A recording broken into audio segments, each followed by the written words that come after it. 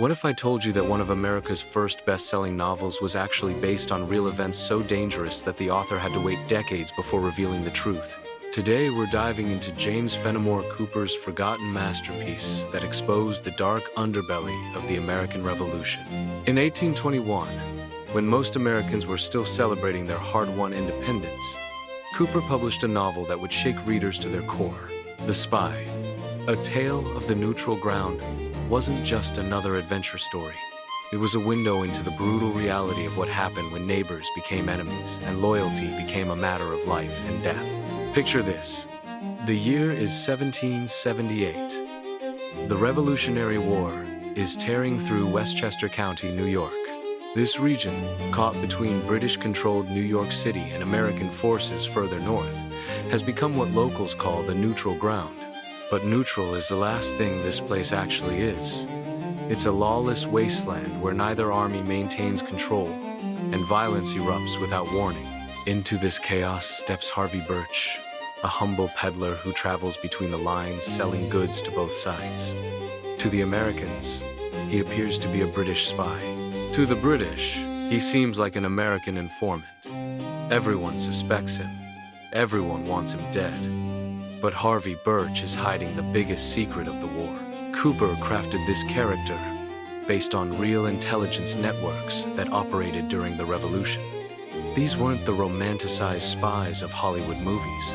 These were ordinary people who risked everything, often for causes that remained hidden even from their own families. The psychological toll was crushing. Imagine living every day knowing that a single mistake could mean execution as a traitor. The genius of Cooper's novel lies in how it captures the moral complexity of this conflict. The Revolutionary War wasn't just about independence. It was a civil war that split communities down the middle.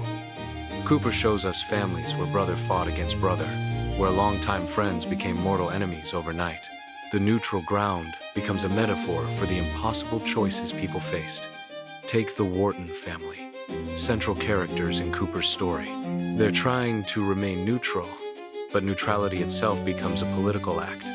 When you refuse to choose sides in a revolution, both sides see you as the enemy. Cooper explores how this family struggles with questions that had no good answers.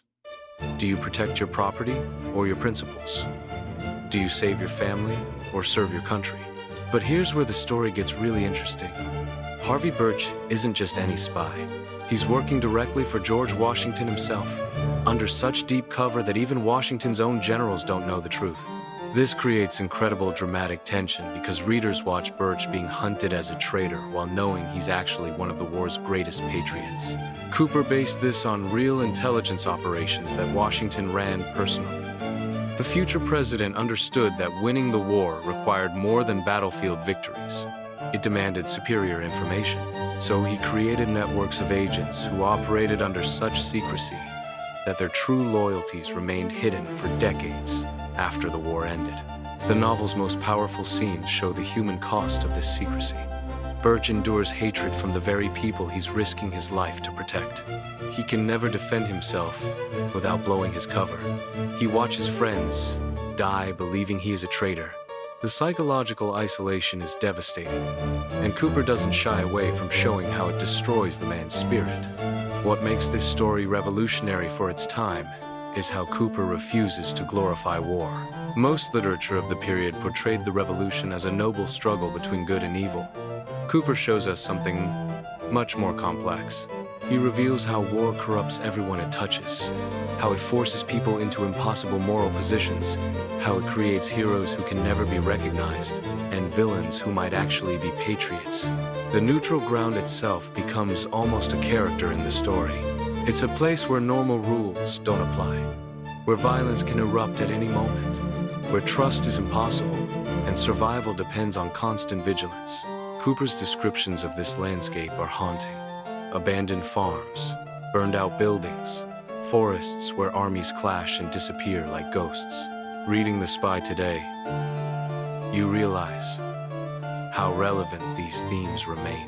We still grapple with questions about loyalty and sacrifice, about the costs of keeping secrets for the greater good, about how ordinary people respond when their world turns upside down. Cooper was writing about his parents' generation, people who lived through these events, and his novel captures truths about human nature that transcend any particular conflict. The book became an instant sensation, establishing Cooper as America's first internationally successful novelist. But more importantly, it changed how Americans understood their own history. Cooper showed them that their revolution wasn't just a glorious triumph. It was a human tragedy filled with moral complexity, personal sacrifice, and impossible choices. So the next time someone talks about the good old days when right and wrong were clear, remember Harvey Birch walking the neutral ground, carrying secrets that could save or damn a nation, trusted by no one, serving everyone, and paying a price that history would barely remember.